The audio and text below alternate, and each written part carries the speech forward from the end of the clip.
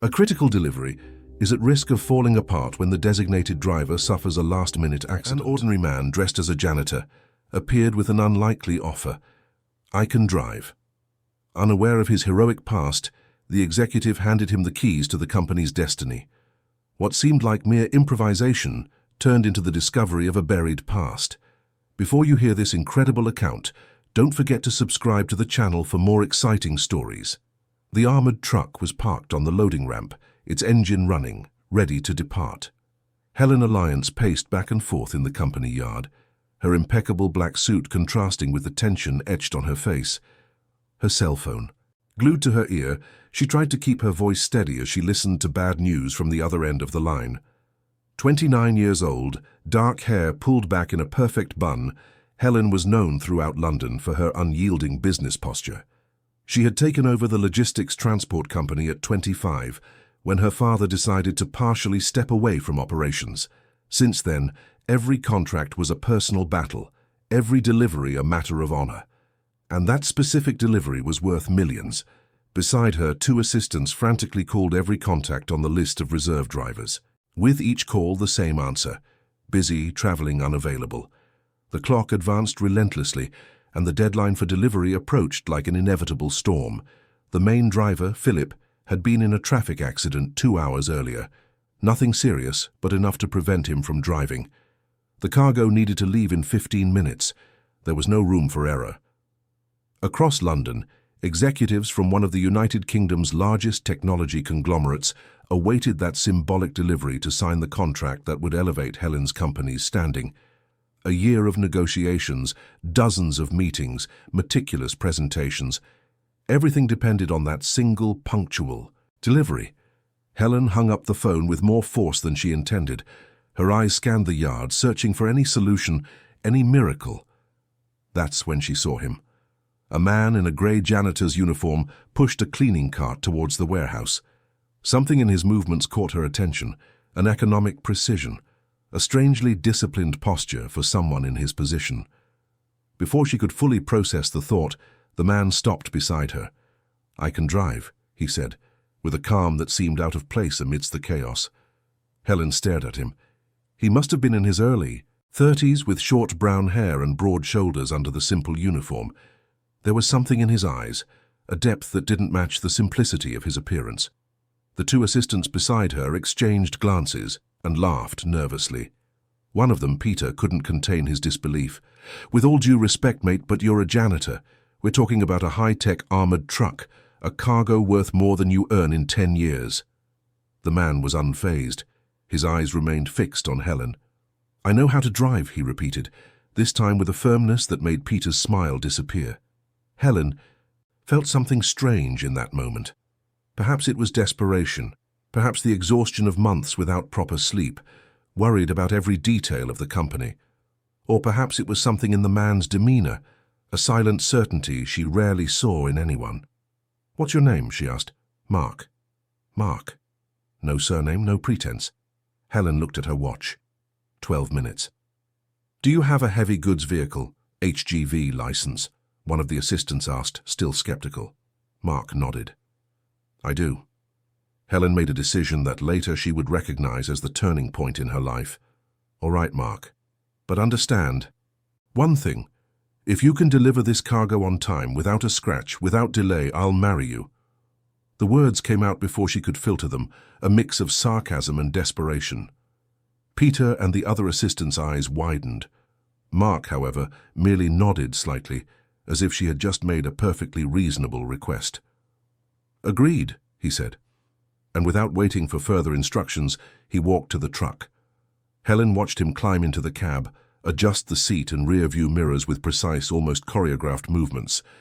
There was a familiarity there, an intimacy with the vehicle that went beyond any basic training. "You're crazy, Helen," Peter murmured beside her. "We don't know anything about this guy." "I know he's the only option we have," she replied, her voice dry. "And I know that if we don't send this cargo now, we might close our doors in 6 months." The truck's engine rumbled, and Mark waved from the window.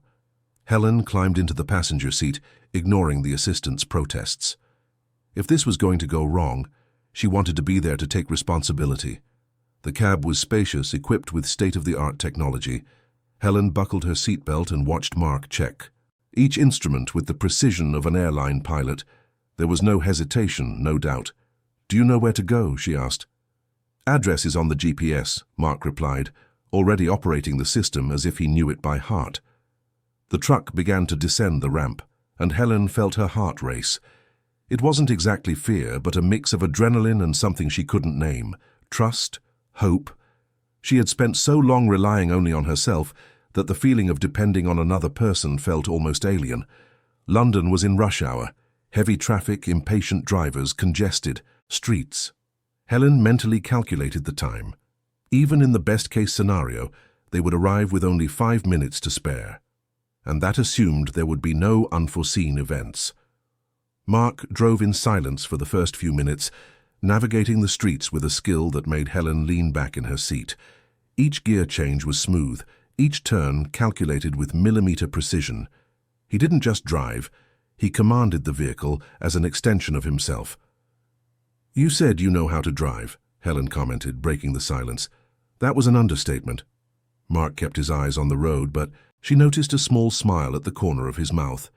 "I've driven in worse conditions." Helen wanted to ask what he meant by that, but something stopped her. There was a story there, she could feel it.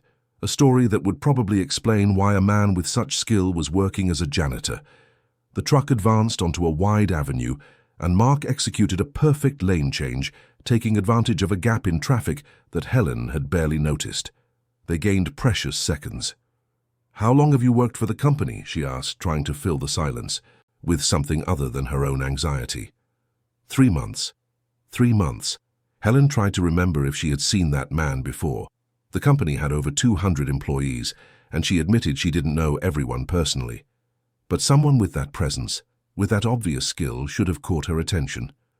"Why do you work as a janitor?" The question slipped out before she could assess if it was appropriate. Mark was silent for a moment, his eyes still fixed on the road. "Because no one asks a janitor questions," he finally replied, his voice low but clear. Helen processed that answer. There were layers there, secrets, a lifetime condensed into that simple sentence. She was known for her ability to read people, to identify hidden motivations in business meetings. But Mark was different. He wasn't hiding anything, he simply wasn't offering.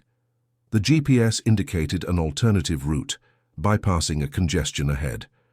Mark followed the instructions, but Helen noticed that he was already preparing for the change, even before the electronic voice announced it. He knew the city, he knew the traffic, he knew every detail of that route. They passed through a busy commercial area, and Helen saw the truck's reflection in the shop windows. Imposing, armored, carrying a cargo that represented the future of everything she had built. And at the wheel, a complete stranger in whom she had placed inexplicable trust. 8 minutes left, she announced, checking her watch. "We'll make it," Mark replied, without a hint of doubt in his voice, and Helen believed him. The truck entered an expressway, and Mark accelerated safely, maintaining the exact speed within the permitted limit. There was no unnecessary rush, no risky maneuvers, just perfect, almost meditative driving.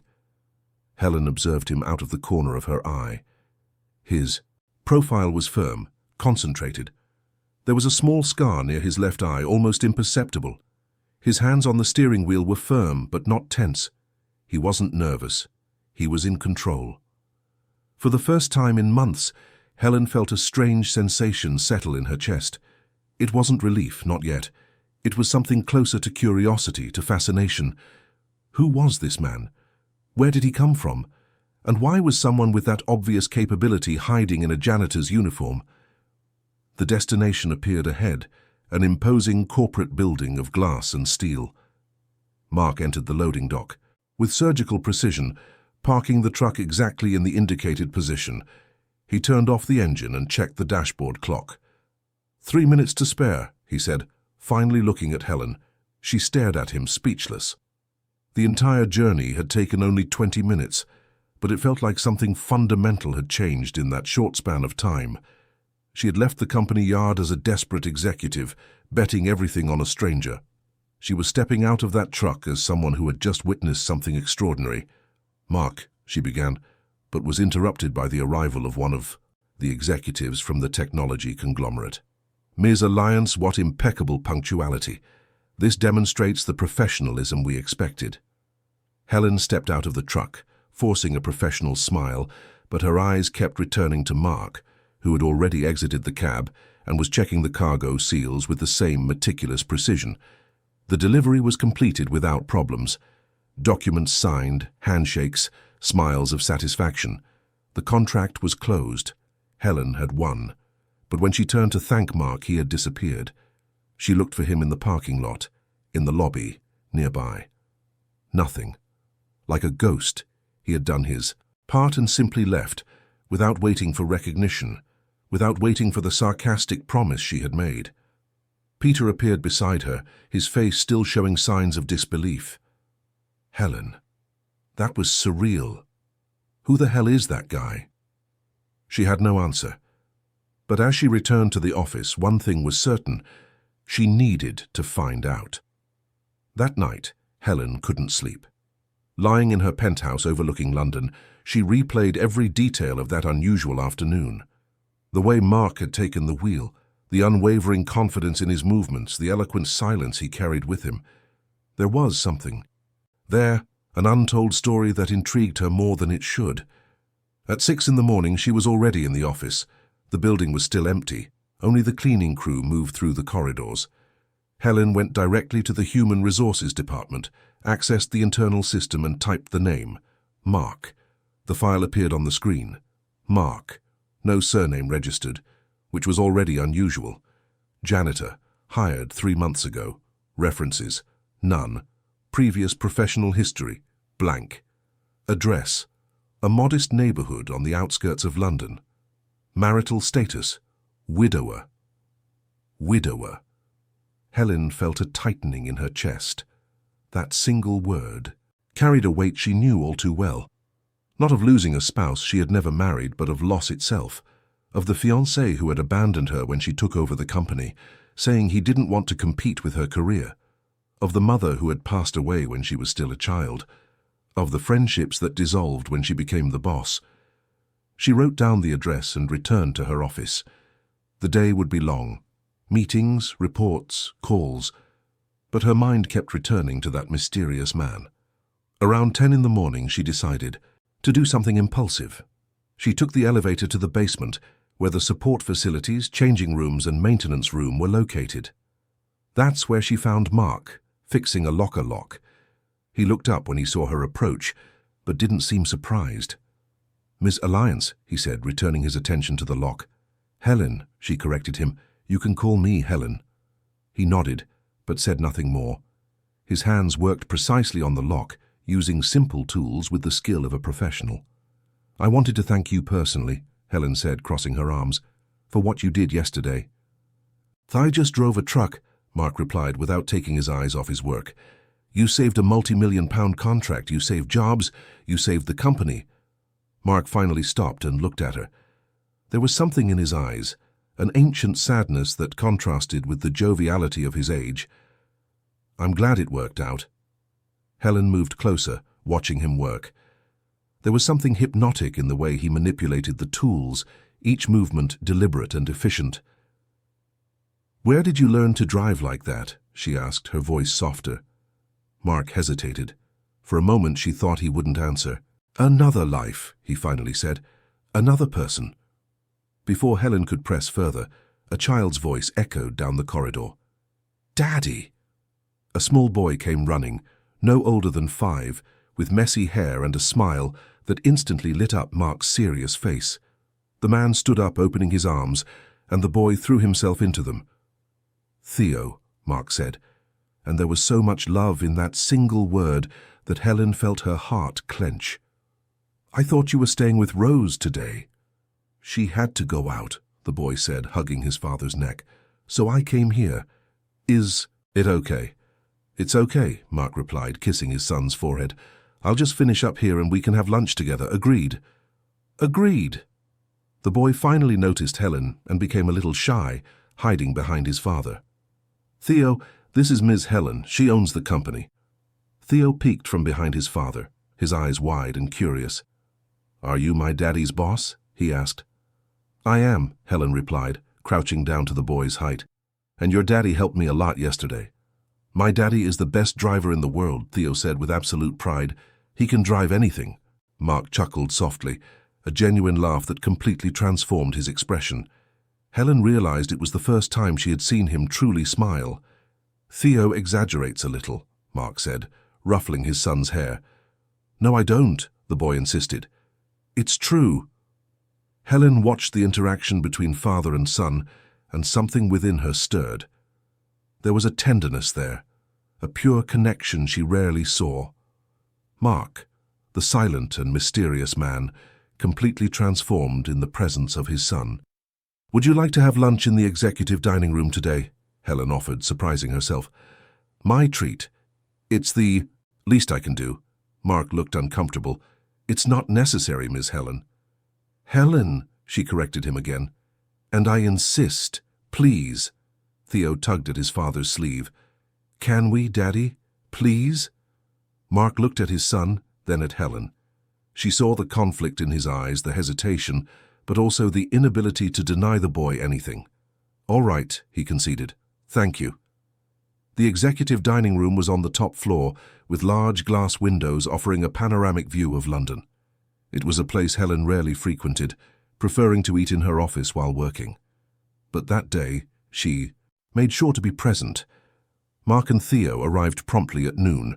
The boy was dazzled by the environment, running to the window to see the city below. "It's so high," he exclaimed, his hands pressed against the glass. Mark followed him, keeping a protective hand on his son's shoulder. Helen watched them from the table, noticing small details. The way Mark constantly checked if his son was safe, the way Theo naturally snuggled against his father, the absolute trust between them. They sat down to eat, and Theo didn't stop talking. He talked about school, about his friends, about a drawing he had made of a truck. Mark listened to everything with full attention, asking questions, laughing at the right times, completely present. Helen found herself smiling. There was something refreshing in that simplicity, in that uncomplicated love. In her business world, everything was transactional, calculated, strategic. Here, at that table, she saw something different, something real. "Your daddy is very good at what he does," Helen told Theo. "Yesterday he drove a very important truck for me." "I know," the boy replied, his eyes sparkling. "My daddy was the best. He drove to protect people." "Was?" Theo looked at his father, as if realizing he had said something he shouldn't have. Mark placed his hand over his son's gently. "It's okay, Theo. You can tell her." The boy turned back to Helen. "My daddy was a soldier. He drove trucks in dangerous places. He saved people." Helen looked at Mark, the pieces finally fitting together. The exceptional skill, the disciplined posture, the silence about his past. Military, of course. "Why did you stop?" she asked, her voice careful. Mark was silent for a long moment, his eyes lost somewhere distant. "Because some missions change you," he finally said. "And after my wife passed away, I needed to be here. For him." He pointed to Theo, who had returned his attention to his plate of food. Helen felt a lump in her throat. There was so much weight in those simple words, so much untold history. A hero who had abandoned glory to be just a father, a man who had traded commendations for a janitor's uniform. "I'm so sorry," she said, "for your loss." Mark nodded, but said nothing more. Theo, oblivious to the gravity of the moment, pulled a notebook from his backpack. "Can I draw while you two talk?" he asked. "Of course," Mark replied, and the boy began to happily scribble on the paper. Helen watched Mark for a moment, seeing beyond the janitor's uniform, beyond the silence, beyond the reserve. She saw a man who had sacrificed everything for love, a man who had chosen to be anonymous to protect what remained of his life. "You don't need to hide here," she said softly. "With your skills, you could be a professional driver, a fleet coordinator, so many things." Mark looked at her, and for the first time she saw a vulnerability in his eyes. "I don't want to be found," he said. "I don't want people to know who I was, because if they know, they'll expect me to be that person again. And I can't be. Not anymore. Helen understood. She knew the weight of expectations, the pressure to be who others wanted you to be. She had spent years trying to prove she was as good as her father, that she deserved to be in that position. Sometimes, we need a fresh start, she agreed. But maybe a fresh start doesn't have to be so small. Mark looked at her, with curiosity. What do you mean? Helen leaned forward, her hands on the table. I want to offer you a position, not as a janitor, as a special driver, important deliveries, sensitive cargo. You would work when you wanted. You could bring Theo when you needed to. Flexible hours, fair pay. Mark shook his head. I appreciate it, but I can't. The less attention I draw, the better. Why? Helen insisted. Why are you so determined to disappear? Mark looked at his son, who was happily drawing, oblivious to the conversation. Because I failed once, he said, his voice low. I failed the most important mission of my life, and it cost everything. If I'm nobody, if I don't try to be a hero again, then I can't fail. I can't disappoint anyone. Helen felt a pang of recognition. She knew that feeling, that paralyzing fear of failure. She carried it every day with every decision, every contract. But you didn't fail yesterday, she said. You were perfect. Yesterday was easy, Mark replied. There were no bombs, there were no enemies. There was nothing but traffic and a deadline. Helen wanted to ask more, wanted to understand the full story, but something stopped her. Perhaps it was the way his shoulders slumped slightly, as if the weight of memories was physical. Perhaps it was the way his eyes became distant, lost in a past she couldn't reach. Theo held up his drawing, showing it to his father. Look, Daddy, it's the three of us.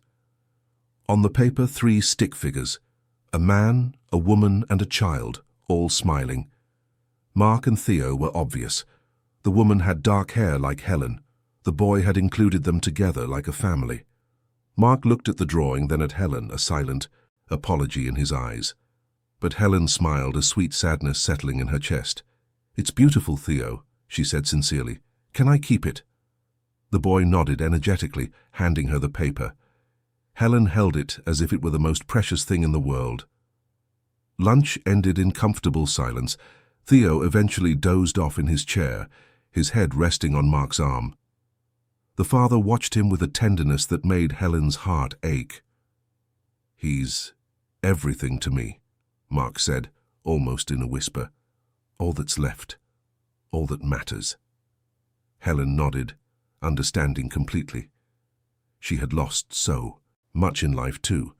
Love, the family she could have had, the dreams she sacrificed for the company.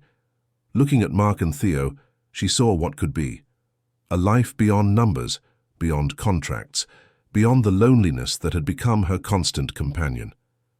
When they got up to leave, Theo still sleepy in his father's arms, Helen accompanied them to the door. Thank you for lunch, Mark said. That was very kind of you.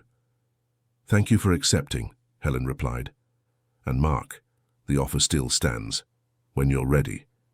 He looked at her for a long moment, and something passed. Between them.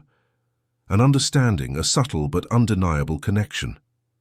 Maybe, he said, one day. And then they were gone, father and son, walking down the corridor.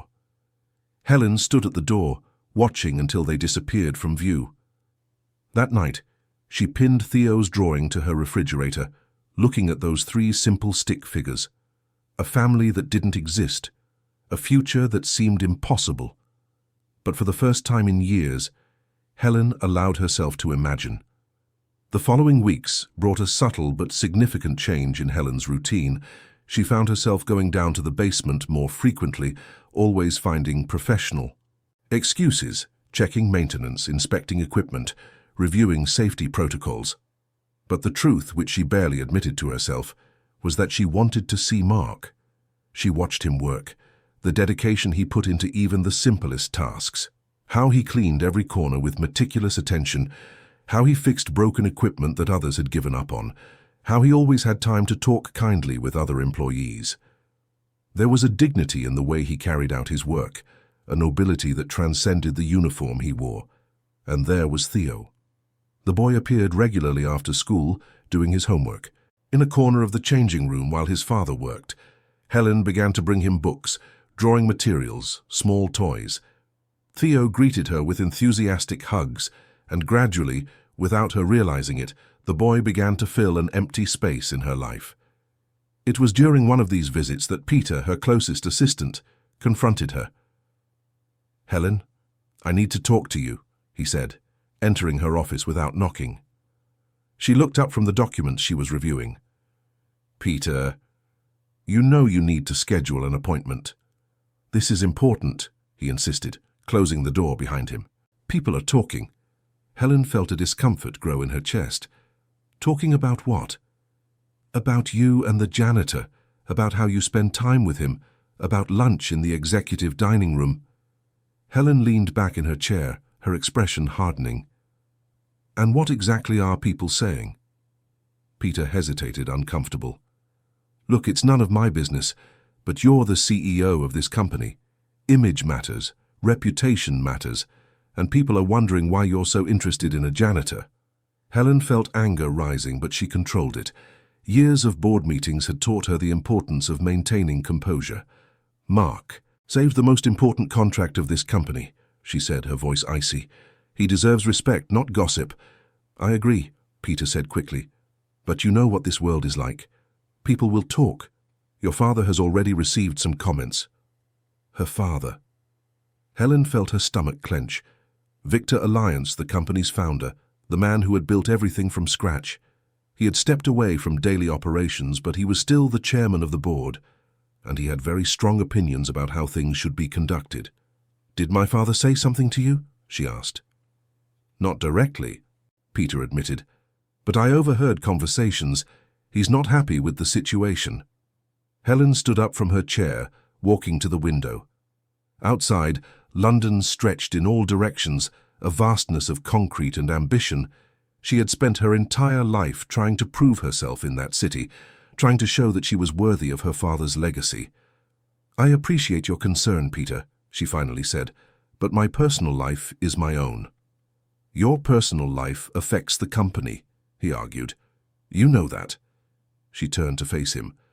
"The company is doing better than ever. We closed the biggest contract in our history.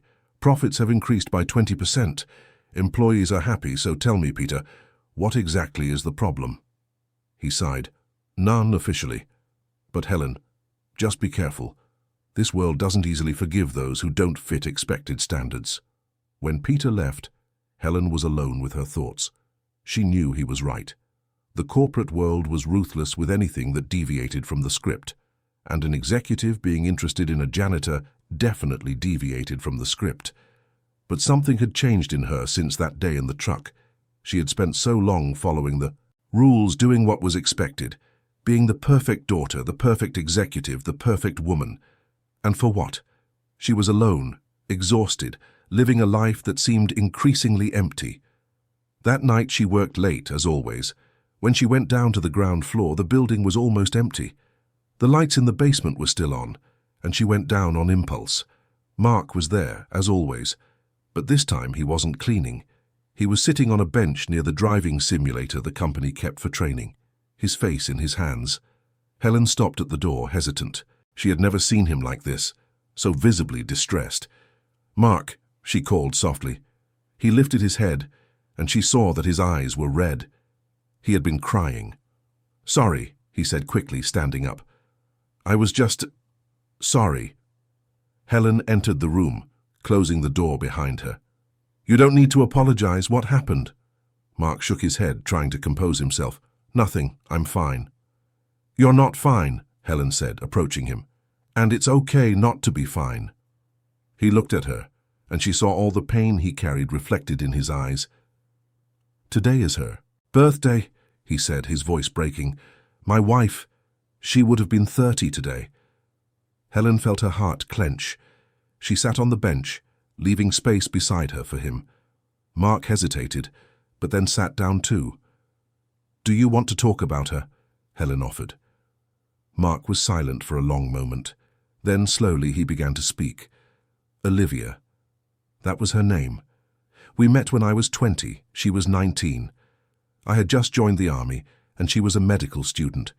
Everyone said we got married too quickly, but we just knew. He paused. His eyes distant. She got pregnant soon after. Theo was born premature, very premature. I was on a mission abroad, I couldn't be there. When I finally managed to get back, he was still in the incubator, so small he fit in my hand. Helen listened in silence, giving him the space he needed. Olivia was strong. She took care of everything alone while I was away. But it was hard, very hard. And I kept being called for missions, each one more dangerous than the last. Until it happened. He stopped and Helen saw his hands tremble. I was leading a convoy, transporting medical supplies through hostile territory. Everything was going well until it wasn't. There was an ambush, crossfire. I had to make a decision in seconds. Protect the convoy or pursue the attackers. Helen waited. I chose to protect the convoy. It was the right decision from a military standpoint. I saved 20 lives that day. But the attackers escaped, and 3 days later, they attacked a civilian hospital. Olivia was there, volunteering. She was helping people when it happened. His voice broke completely. If I had pursued the attackers that day, maybe the hospital wouldn't have been attacked. Maybe she would still be here. But I chose the mission, I chose to follow the rules, and it cost everything. Helen felt tears in her own eyes. She placed her hand over his. Mark, it's not your fault. You saved 20 people. You did what any responsible commander would do. But my wife was the 21st, he said, tears falling freely now. And I didn't save her. I constantly failed to save her, every night in my dreams.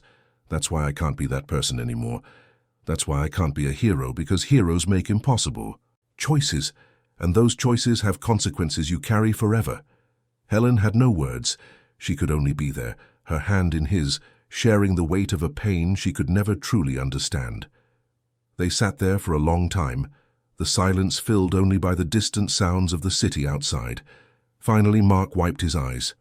Sorry for breaking down like that, he said. You didn't need to hear that. I wanted to hear it, Helen replied sincerely. And Mark, thank you for trusting me. He looked at her, really looked at her, and something passed between them. An understanding, an intimacy that went beyond words. You carry something too, don't you? He said. I see it in your eyes. The same thing I see in mine when I look in the mirror. Helen felt her own defenses falling. I had a fiancé once, she said. Alan. We were together for 5 years. When my father announced that I would take over the company, I thought Alan would be happy for me. But he wasn't. He said he couldn't be with someone who would be more successful than him. That he would always be seen as Helen Alliance's husband, never as Alan. She stopped, feeling the old wound throb. He gave me an ultimatum, the company or him. And when I chose the company, he called me cold, calculating, incapable of love. He said I was like my father, that I only cared about money and power. And maybe he was right. Maybe I really am incapable of love. Mark squeezed her hand. You are not incapable of love, he said firmly. You just haven't found someone who deserved your love. Someone who saw you beyond the title, beyond the money, beyond the name.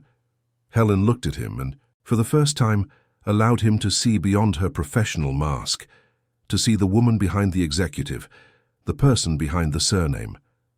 I see you, Mark said softly, and what I see is someone incredible, someone strong and kind and dedicated, someone who brings books to a boy she barely knows, someone who offers opportunities even when it's not convenient, someone who is worth much more than an idiotic man could recognize. Helen felt the tears finally fall. Years of repressed emotions, of loneliness, of doubt, all coming out at once. Mark pulled her into a hug, and she let herself go. She cried on his shoulder, feeling his solidity, his gentle strength, his presence that demanded nothing from her but to be human. When they finally separated, both had red eyes, but there was something different in the air. A connection forged in vulnerability, in the raw honesty that only shared pain can create.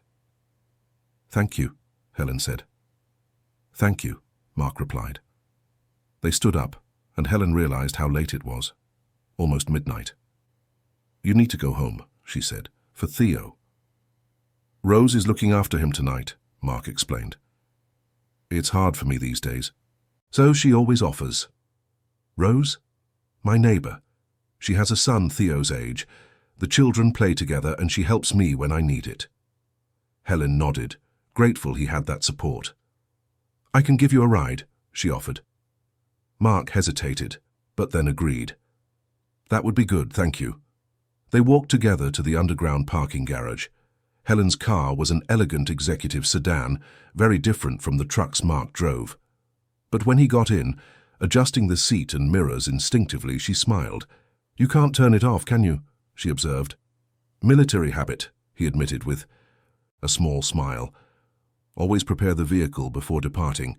It can save precious seconds if you need to leave quickly. Helen drove through the sleeping city, Mark beside her. They talked about small things, about Theo, about the company, about nothing and everything. It was comfortable in a way she had never experienced with anyone. When they arrived at Mark's neighborhood, he pointed to a small apartment building, modest but well-maintained. It's here, he said. Helen stopped the car, but neither of them moved to get out. Helen, Mark began, I just want you to know. These past few days, being able to talk to you, being able to be honest with someone, it's meant a lot to me. To me too, she replied sincerely. Mark looked at her, and for a moment Helen thought he was going to say something more, but then he just smiled. Good night, Helen. Good night, Mark. She watched him enter the building, and only then realized she was smiling. A genuine smile, the first in so long that she couldn't even remember. Driving back home, Helen felt something change within her. A decision forming, a courage growing. Peter was right about one thing. People would talk. Her father would disapprove. The corporate world would judge. But for the first time in her life, Helen Alliance didn't care. The following week brought changes Helen hadn't expected. She arrived at the office on Monday and found her father, Victor Alliance, sitting in her chair. Victor was an imposing man at 65, perfectly combed grey hair, a tailored Italian suit, a presence that filled any room. He had built the company from scratch, starting with a single truck and transforming it into the logistics empire it was today. Father, Helen said, stopping at the door.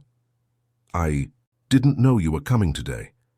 Sit down, Helen, he said, gesturing to the visitor's chair opposite her own desk. She felt irritation grow, but controlled herself. This was a typical tactic of his to establish dominance immediately.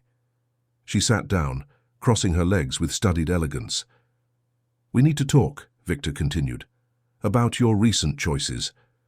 My choices have been excellent for the company, Helen replied. Our numbers speak for themselves. I'm not talking about numbers, he said, his voice hard. I'm talking about the janitor. Ah. Helen should have foreseen this. Of course, her father would know. Victor always knew everything that happened in his company. Mark is an exemplary employee, she said calmly. He saved our biggest contract. He's a janitor, Helen, and you're getting involved with him in an inappropriate way. Inappropriate how, exactly? Victor leaned forward. You know exactly how. Lunches in the executive dining room. Constant visits to the basement. You gave him a ride last week, for goodness sake. People talk, Helen, and it reflects poorly on the company. Helen felt anger rising but kept her voice controlled. Years of board meetings had taught her the importance of maintaining composure. Mark is a respectable man, an ex-military decorated for bravery. He's raising a son alone and working honestly. I see nothing inappropriate in recognizing that. Victor slammed his hand on the table. You're not just anyone, Helen. You're an alliance. You carry a name, a reputation, a legacy, and you're throwing it all away for a romantic whim with someone completely inferior to your position. The words hit Helen like a slap, not for their cruelty, but for their familiarity. They were the same words Alan had used, the same expectations, the same chains trying to bind her to a life she hadn't chosen. Mark is not inferior to anyone, she said, her voice icy, and if you can't see that, then the problem isn't with him, it's with you. Victor stood up abruptly. You're being irrational. This company is bigger than you, Helen. It's bigger than your emotions, than your fleeting feelings. I didn't build all this to see you destroy it because of a man. Helen stood up too, facing her father. Did you build this alone, father? Truly alone?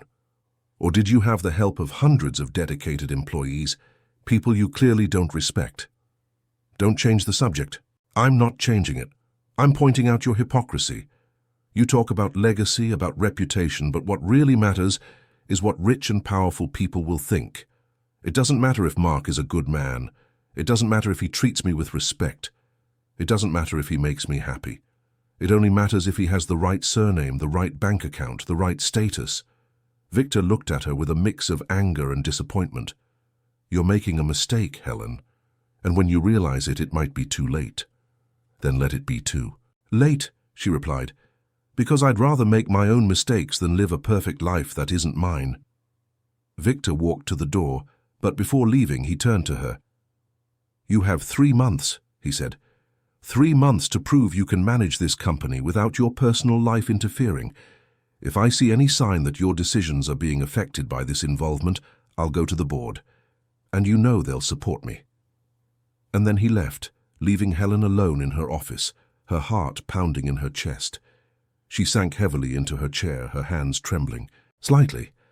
That was a clear threat. Her father was willing to remove her from the company if she didn't obey. The company she had dedicated her entire life to, for which she had sacrificed so much to lead. But as the initial shock wore off, Helen realized something. She wasn't scared, she was furious. And more than that, she was determined. That afternoon, she went down to the basement with a clear purpose. She found Mark organizing tools, Theo doing homework in a corner. "Mark, we need to talk," she said. He immediately sensed something was wrong. "Theo, can you go draw in the break room for a few minutes?" Mark asked. The boy obeyed, and when they were alone, Mark turned to Helen. "What happened?" "My father came to see me today. He knows about us. Well, he knows we're spending time together, and he's not happy." Mark lowered his eyes. "I knew this would happen. I should have kept my distance." "No," Helen said firmly. "You didn't do anything wrong. We didn't do anything wrong. But Mark, I need to be honest with you. My father gave me an ultimatum. If he thinks my involvement with you is affecting the company, he's going to try to remove me from the board." Mark looked shocked. "Helen, you can't lose your company because of me. You've worked so hard to get where you are." "And I won't lose it," she assured him, "because I won't let my father or anyone else dictate who I can or cannot spend time with. But I needed you to know what's happening, because this is going to get harder before it gets easier." Mark looked at her for a long moment. "Why are you doing this? Why are you risking everything? I'm just a janitor, Helen. I'm not worth this sacrifice." Helen approached him, looking directly into his eyes. "You're not just a janitor. You're a good man, an incredible father, someone who reminds me that there's more to life than contracts and meetings. And if my father can't see that, then maybe he shouldn't be in charge anyway." Before Mark could reply, Theo came running back. "Daddy, Daddy, there's a man outside who wants to talk to you." Mark and Helen exchanged confused glances and went to the basement entrance. There stood a man in a suit holding an executive briefcase. "Mark Silva?" the man asked. Mark hesitated before nodding. "That's me." The man smiled and extended his hand. "My name is Aaron Carmine. I'm a representative of the Tech Future conglomerate, the company that recently closed the contract with you. We're developing a new autonomous truck model and need someone to test and demonstrate its capabilities. Your performance on that delivery impressed us. We'd like to offer you a position as a test pilot." Mark looked completely taken by surprise. I don't understand. How did you find me?" Aaron smiled. "We have our ways.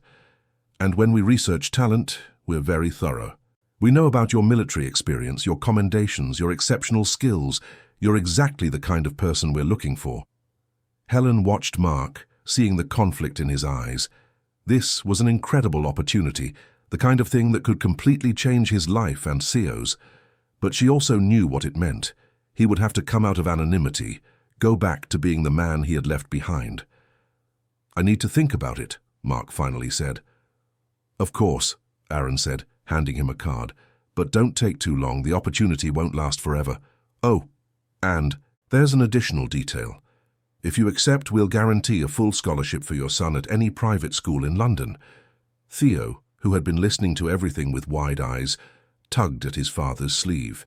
Daddy, that's amazing. Mark placed his hand on his son's head, but his eyes were distant. I'll think about it, he repeated. Aaron nodded and left, leaving Mark, Helen, and Theo alone in the corridor. That night, Mark barely slept. Lying in his small bed, looking at the ceiling of the modest apartment he shared with Theo, he went over all the implications of that offer. It was everything he could want for his son. Quality education, opportunities, a better future, and the position itself was tempting. Driving again, not in war zones, but on test tracks, showcasing cutting-edge technology. No danger, no lives at stake, just pure skill. But it meant coming out of anonymity. It meant people would research his name, discover his story, ask questions about his past. It meant confronting the person he had been, the mistakes he had made, the guilt he carried. And it meant potentially leaving Helen, not physically perhaps, but emotionally. How could he be with her when he was back in the spotlight? When people started making comments, when comparisons were inevitable, when the difference between what he was and what she was became even more obvious. The next morning, he took Theo to school and went to work as usual. But his mind was distant, processing, analyzing, trying to find the right answer. Helen found him at lunchtime. You're going to accept the offer, aren't you? She said. It wasn't a question. Mark looked at her, seeing the resignation in her eyes. I don't know, it's complicated. It's not complicated, Mark. It's the opportunity of a lifetime for Theo. You'd be crazy to refuse. What if I don't want to go back to being that person? Helen sat beside him. Mark, you never stopped being that person. You're just hiding from her. But she's still there, in every precise movement you make, in every problem you solve, in every time you take care of Theo. You're a hero, even when you're wearing a janitor's uniform. I don't feel like a hero. Heroes rarely feel that way, Helen said softly. But that doesn't change what they are. Mark was silent for a moment. What about us? What happens to us if I accept? Helen felt her heart clench but kept her voice firm. We'll find out. The same way we've been finding out everything so far. One day at a time. Mark looked at her, and Helen saw love in his eyes. Love and fear and hope, all mixed in an expression that made her heart ache. You're incredible, you know that, he said. I know, she replied with a small smile. That's why you should listen to me and accept the offer. That night, Mark called Aaron Carmine and accepted the position. The news. The spread quickly through the company. Helen faced curious glances, whispered comments, veiled judgments, but she kept her head high, working with the same dedication as always, proving every day that her personal life did not interfere with her professional decisions. Victor Alliance watched everything from afar, waiting for the mistake he was sure would come. But weeks passed, and Helen remained impeccable. Contracts closed, operations smooth, team motivated. There was nothing he could use against her. Meanwhile, Mark began his new job. The first few weeks were difficult. He had to deal with media attention, with interviews, with public interest in his story. But slowly he began to adjust. Driving again wasn't about facing his demons. It was about reminding him why he had loved it in the first place. And through it all, Helen was there, behind the scenes, supporting, encouraging, believing in him when he doubted himself. They saw each other less now with conflicting schedules, but when they did see each other, it was intense and real and true. It was during one of these rare encounters that Mark finally spoke the words that had been growing in his heart for weeks. I love you, Helen. They were sitting in his apartment, Theo already asleep in the next room. Helen looked at him, her eyes shining. I love you too, she replied. And when they kissed, it was as if all the pieces finally fit together. Two broken hearts finding healing in each other. Two souls who had lost so much, discovering they could still gain more than they imagined. The day of the big demonstration arrived faster than Mark expected. Tech Future had organized a spectacular event to unveil its new autonomous truck to international investors and specialized media. The chosen location was a racetrack on the outskirts of London, with grandstands that could accommodate hundreds of people. Mark woke up early that morning, nervousness running through his veins in a way he hadn't felt in years. Theo was more excited than he was, bouncing around the house as he got ready. "Daddy, you're going to be a star," the boy said, his eyes shining.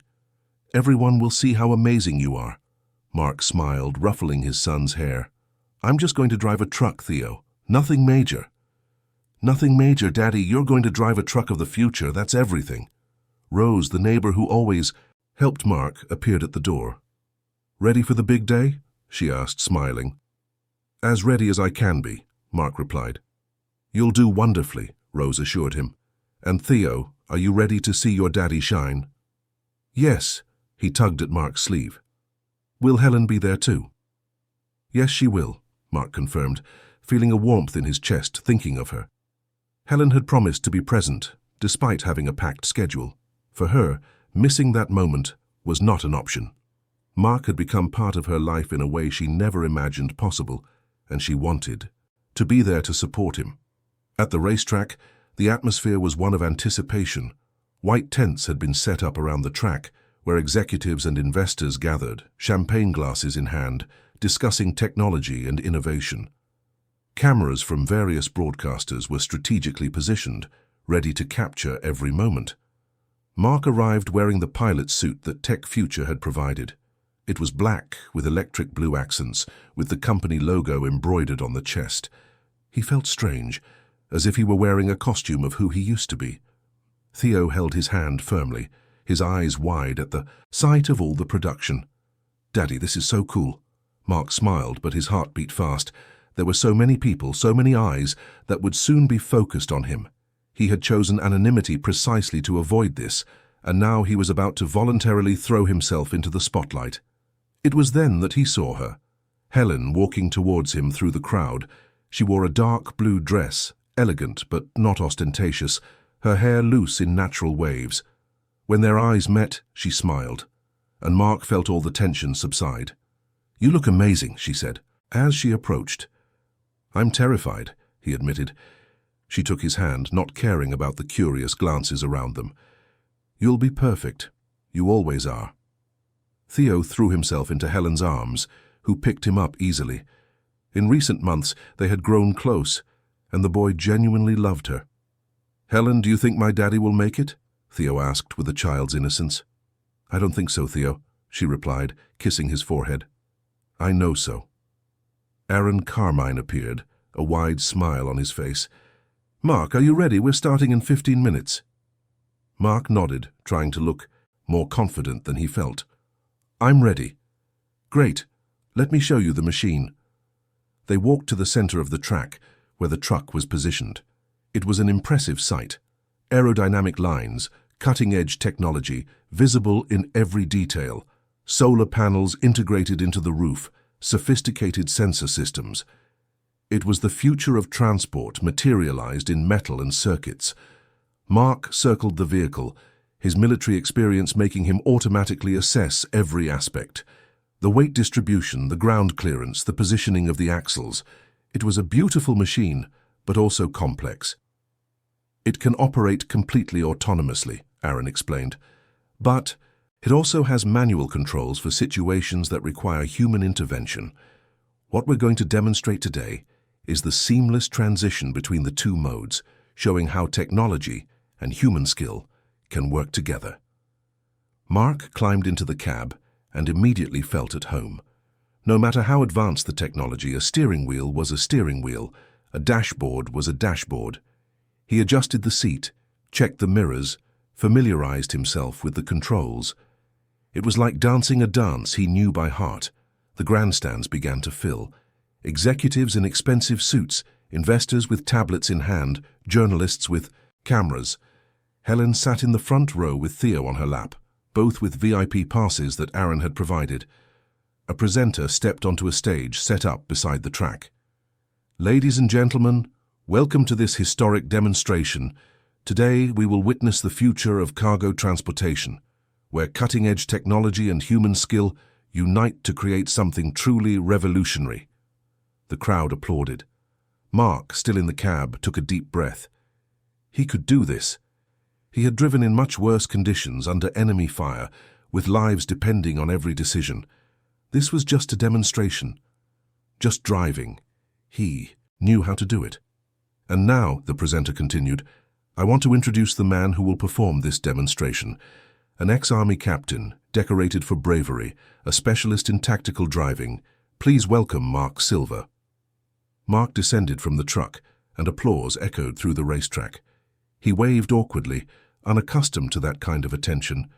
But then he saw Theo, standing in the grandstand, yelling at the top of his lungs, "That's my daddy!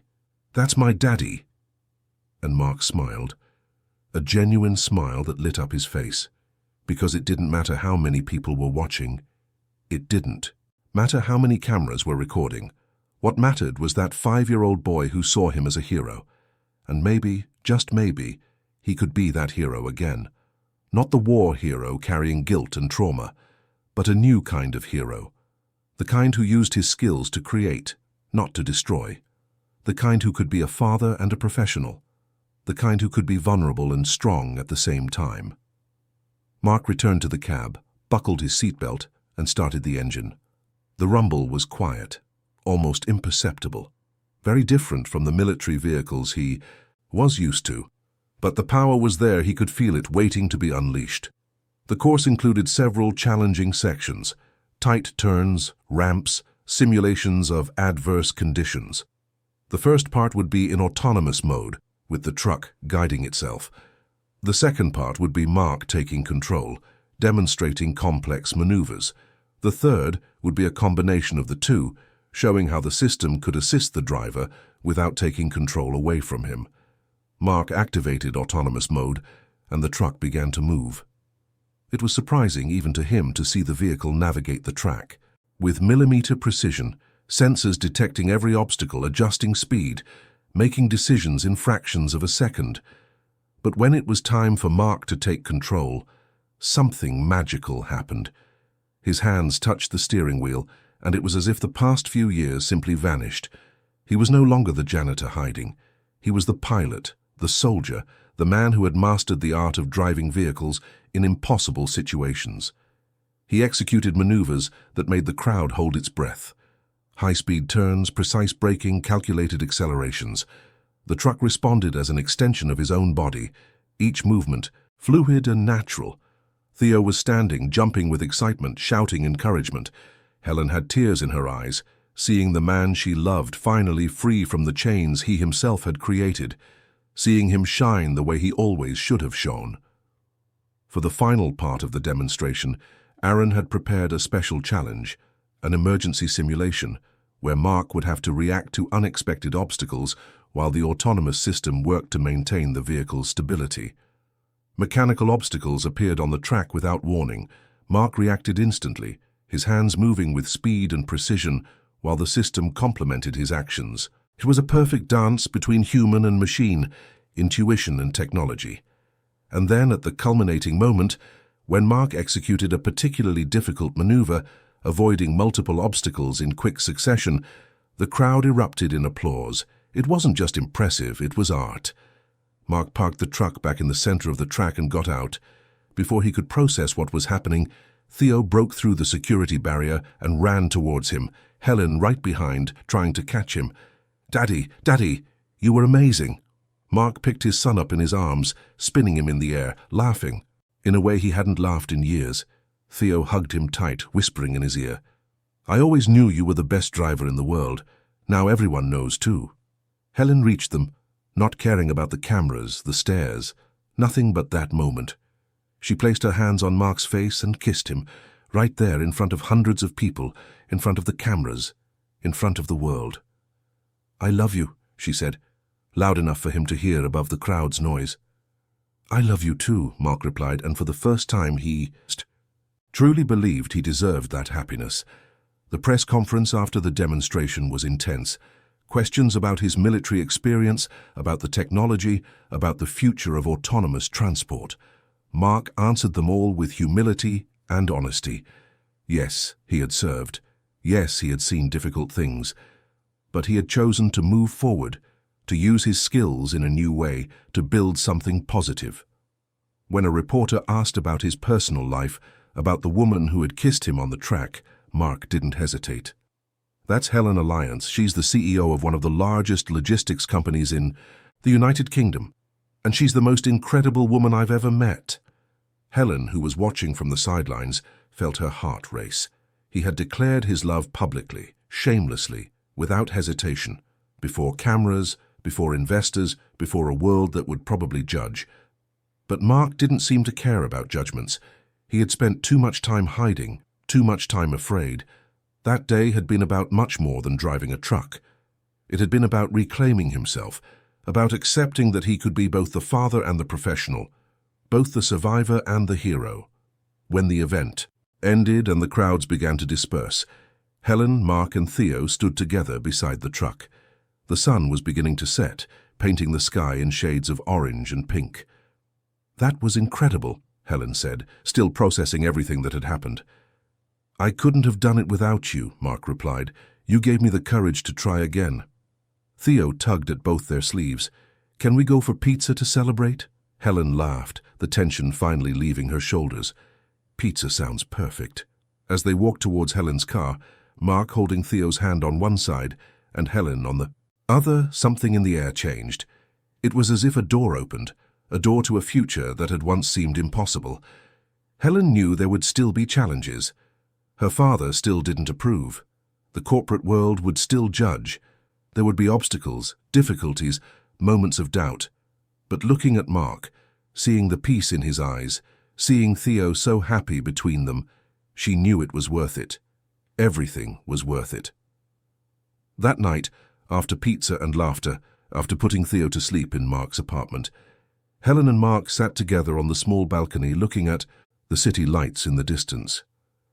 "Thank you," Mark said softly, "for believing in me when I didn't believe in myself." Helen snuggled against him. "You were always worthy of belief, Mark. You just needed to allow yourself to see it." They stayed there for a long time, in comfortable silence, each lost in thoughts about the future, a future that, for the first time in a long time, seemed bright and full of possibilities. And somewhere in the city, a video of Mark's demonstration began to go viral, shared thousands of times, with comments of admiration and respect. The ex-soldier, who had become a janitor, who had become a hero again in a completely new way. But Mark didn't know that, nor did he care, because the only recognition he truly wanted was right there, in his arms, and in the next room, sleeping peacefully. Everything else was just noise. The video of Mark's demonstration went viral overnight. The next morning, his story was on every news portal. Decorated ex-soldier, working as a janitor to be near his son, rediscovered as an exceptional pilot. It was the kind of story that captured people's imagination, that made them believe in second chances and in ordinary people doing extraordinary things. Helen saw the news while having coffee in her penthouse. Her phone wouldn't stop ringing. Interview requests, invitations to events, congratulatory messages. And among all these messages, one that made her heart clench. A missed call from her father. She knew the conversation would be inevitable. Victor Alliance had seen the kiss on the track, had seen Mark's public declaration, had seen his daughter choose a path he didn't approve of. Helen mentally prepared herself, took a deep breath and returned the call. "We need to talk," was all her father said before hanging up. They met at a discreet restaurant in central London. Victor was already there when Helen arrived, sitting at a back table, away from curious glances. He looked older than she remembered, lines of concern etched on his face. "Father," she said, sitting opposite him. "Helen," he began, his hands clasped on the table. "I watched the video. Everyone watched the video." She waited, prepared for the reprimand, for the anger, for the final ultimatum. But what came was different. "I was wrong," Victor said, and the words seemed to cost him a great deal. "About Mark. About you. About everything." Helen blinked, not believing what she was hearing. "What?" Victor sighed deeply. "After you left my office that day, I became obsessed with proving I was right, that you were making a mistake, that your relationship with that man would destroy everything. So I hired investigators. I wanted to know everything about Mark Silva. Helen felt anger rising. You investigated him? Let me finish, Victor requested. What I discovered made me ashamed. Mark Silva isn't just a janitor, Helen. He's a war hero. He saved dozens of lives on multiple missions. He was decorated 4 times for bravery. And when his wife passed away, he could have sent his son to relatives. He could have continued his career. But he chose to give up everything to be a present father. He paused, emotion evident in his voice. I saw the army reports. I read about the missions, about the sacrifices, about the kind of man he is. And then I saw that video yesterday, saw how he looks at you, how he is with his son. And I realized that I wasn't protecting you. I was projecting my own fears. Helen felt tears forming in her eyes. What fears, Daddy? Victor looked at his own hands. When your mother left me when you were only 10 years old, I swore I would build an empire for you, that I would give you everything you could possibly need. But in the process, I forgot that what you needed most was love, support, someone who saw you as a person, not just as an heiress. I failed you as a father, Helen, and when I saw you falling in love, I was afraid that someone would take you away from me, like your mother did. Helen's tears finally fell. Daddy. But Mark won't take you away from me, Victor continued. Yesterday, when I saw that demonstration, when I saw how he declared himself publicly, not caring what people would think, I saw a man who truly loves you. A man willing to be vulnerable, to be judged, just to be by your side. And I realized that this is what I should want for you. Not status, not wealth, but true love.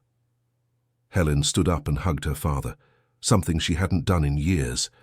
Victor hugged her back and both cried, releasing years of misunderstandings and repressed emotions. You love him, don't you? Victor asked when they separated. I do, Helen confirmed, more than I thought I could love anyone. Then marry him, Victor said, not because of a sarcastic promise you made, but because he makes you happy, because you both deserve that happiness. Helen smiled through her tears. I intend to, Daddy. But first, I need to get to know him better. We both need to be sure. Victor nodded, understanding. But I want to meet him too, formally. As a father meets the man who loves his daughter, can you arrange a dinner? Helen laughed, joy bubbling within her. Yes, I can. While Helen had her reconciliation with her father, Mark faced his own challenges. The sudden fame was uncomfortable. Wherever he went, people recognized him, wanted to take photos, asked for autographs. This was everything he had tried to avoid by becoming a janitor. But there was a positive side.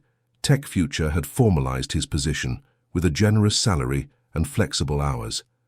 Theo's scholarship to a private school was already guaranteed. And more importantly, he had received a special invitation.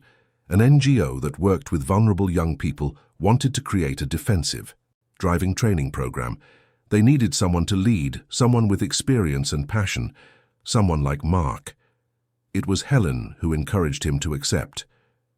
You have so much to offer, she said, when Mark shared the invitation with her. Not just your skills, but your story, your resilience. These young people need a role model, someone who shows that it's possible to overcome adversity. But I'm not a role model, Mark protested. I hid for years. I gave up. You didn't give up, Helen corrected. You regrouped. You prioritized your son. And now you're ready to take the next step. That's not giving up. That's evolution. Mark looked at her, amazed at how she always knew what to say, how she always saw the best in him even when he couldn't. What did I do to deserve you? He asked. You drove a truck, she replied with a playful smile. And you made me a sarcastic promise about marriage. About that, Mark said, becoming serious. That promise. Did you really mean it was just a joke? Helen felt her heart race. At the time, yes. But now? Now? Mark took her hands.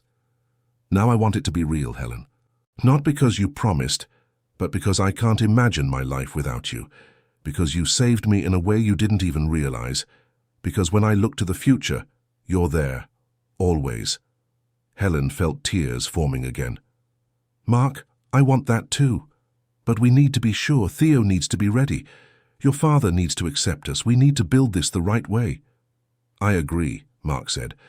"But I want you to know that when the time is right, I'm going to ask you formally, with a ring, with everything, the way you deserve." Helen kissed him, a long, deep kiss that sealed the promise. "I'll wait," she whispered, "for as long as it takes." The following weeks were filled with significant changes. Mark began his work with the NGO, discovering a new passion in teaching young people not only to drive, but life lessons of discipline, responsibility, and hope. Helen discreetly funded the program without seeking recognition, just wanting to help. Theo thrived in his new school. He quickly made friends and his grades improved, but more importantly, he was happy. He had a present and proud father, and he had Helen, whom he already affectionately called Auntie, but everyone knew she was much more than that in his heart. It was during an ordinary board meeting that Victor made a surprising announcement. He was retiring completely, transferring all his shares to Helen. The company would be entirely hers, without conditions, without strings attached. But there was another announcement too. Victor was creating a foundation dedicated to supporting war veterans and their families, and he wanted Mark as the director of the professional reintegration program. When Helen told Mark, he was speechless. "Your father wants me to do what?" "He wants you to lead a program to help ex-military find new careers," Helen explained. "To use your experience, your story, to help others who are going through what you went through." Mark sat down slowly, processing the magnitude of it. "Why would he do that?" "Because he sees what I see," Helen replied, "that you have a gift for inspiring people, for showing that fresh starts are possible, and because he wants to do something meaningful with his legacy." Mark accepted the position and soon found himself immersed in work he found even more gratifying than anything he had done before. Talking to veterans, listening to their stories, helping them navigate the transition to civilian life. It was healing not only for them, but for him too. It was on a Saturday afternoon, as autumn painted London with shades of gold and red, that Mark decided it was time. He had carried the ring in his pocket for weeks, waiting for the perfect moment, and finally, he knew that moment had arrived. He called Helen. "Can you come to the company garage this afternoon? I have a surprise." Helen, intrigued, agreed. When she arrived, she found Mark beside the truck he had driven on that first desperate delivery months ago. The vehicle had been retired from regular service and was being kept as a company museum piece. "What are we doing here?" she asked, smiling. "Get in," Mark replied, opening the cab door for her. Helen climbed in, curious, and Mark got in on the driver's side. Theo was in the back seat, holding a bouquet of flowers that seemed bigger than he was. "You two are up to something," Helen observed, her eyes shining. "Maybe," Mark said with a mysterious smile. He started the engine and, to Helen's surprise, began to drive. Not out of the garage, but in slow circles within the vast space, like a private dance. "Mark, what are you doing?" Helen asked, laughing. "Remember the day we met?" he said. "Well, not exactly met, but the day everything changed. You were desperate, out of options, and you made a sarcastic promise. 'If you can deliver this cargo on time, I'll marry you,'" Helen recited, remembering perfectly. "Exactly," Mark said, stopping the truck. "I delivered the cargo, on time, without a scratch." "You did," Helen agreed, her heart beginning to race. Mark turned off the engine and turned to her. "Helen Alliance," he began, his voice emotional. "That day I was just a broken man trying to hide from the world.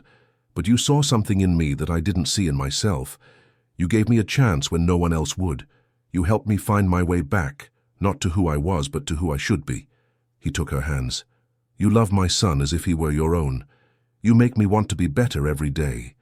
You are strong and kind, ambitious and compassionate, and I can't imagine a single day without you." Mark got out of the truck and walked around, opening the door for Helen. She stepped down, her legs trembling, her heart beating so fast she was sure he could hear it.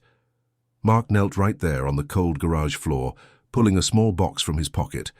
When he opened it, Helen saw a delicate ring with two small intertwined wheels in the design.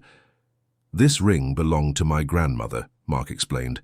"The wheels represent journeys, paths that cross, and I want our journeys to be one from now on." Theo appeared beside them, holding the flowers. "Helen," he began with the seriousness of a child trying to be an adult, "do you want to be my mum and my daddy's wife?" Helen was crying now, tears of pure joy falling freely. "I'd love to, Theo," she said, hugging the boy. "So, Helen Alliance," Mark said, his voice breaking with emotion, "will you keep your promise? Will you marry me?" Helen looked at him, at that incredible man who had entered her life in the most improbable way, who had taught her that true love didn't follow corporate scripts or social expectations, who had taught her that vulnerability was strength, that fresh starts were possible, that family was choice as much as destiny. "Yes," she said, laughing and crying at the same time. "Yes, I'll marry you, Mark. 1,000 times yes." Mark placed the ring on her finger and stood up, pulling her into a kiss that seemed to contain all the promises in the world. Theo jumped with joy around them, shouting so loudly that his voice echoed through the entire garage. "They're getting married! They're getting married!" When they finally separated, Mark had one last surprise. "There's one more thing," he said, pointing to the truck. Helen looked and saw something she hadn't noticed before. Painted discreetly on the side of the vehicle were 3 figures: a man, a woman, and a child.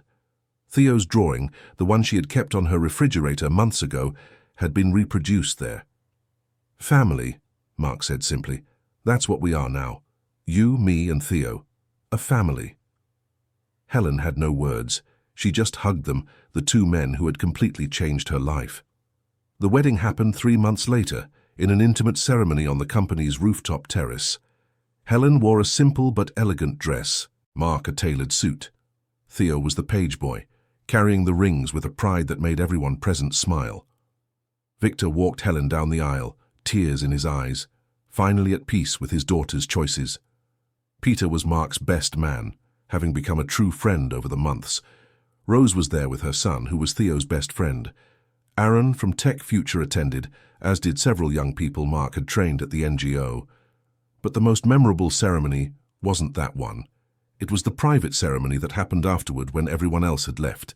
Mark, Helen, and Theo climbed into the truck, that same truck where everything had begun, where Mark had made his proposal. "Where are we going?" Theo asked from the back seat. "Wherever the road takes us," Mark replied, looking at Helen with love. "Together," Helen said, taking his hand. "Always together." And as the truck left the garage, Helen reflected on the impossible journey that had brought them there. A desperate delivery, a sarcastic promise, a mysterious janitor. Who could have predicted that these elements would combine to create the truest love story of her life? She had started as a cold executive, focused only on numbers and results, incapable of trusting, incapable of loving. Mark had started as a broken hero, hiding in anonymity, carrying guilt and trauma. Theo was a child growing up without a mother, with a present but tormented father. But together, they had healed. They had found each other. They had become a family in a way none of them had imagined possible. As they drove through the streets of London, the sun setting on the horizon, Helen looked at Mark at the wheel. He was no longer hiding. He was driving towards the future, confident, healed, whole. And she was by his side, not as a passenger, but as a partner, as an equal, as love. Theo began to sing in the back seat, a silly school song, and they joined him, voices blending in imperfect but beautiful harmony. This was their family, built on trust impulsively given, love gradually grown, and promises faithfully kept. A family that proved that second chances exist, that healing is possible, that true love can be found in the most unlikely places. And as the truck drove into the night, preciously carrying its most important cargo, one thing was certain. This wasn't a timed delivery. This was a journey for a lifetime. A journey that Mark, Helen, and Theo would take together, accelerating towards a future where love and courage shared the same path. Where heroes didn't need to wear uniforms, where families were chosen as much as inherited, where happy endings weren't fairy tales, but real achievements by real people willing to risk their hearts. The truck turned a corner, and disappeared into the night, carrying with it 3 hearts that had finally found their home, not in a place but in each other, and somewhere, on some plane beyond. Comprehension, Olivia smiled. Because she always knew Mark would find his way back to happiness. She always knew he was strong enough to start over, and she always knew that, when he finally allowed himself to love again, it would be with everything he had. The truck continued down the road, its taillights glowing like promises in the dark.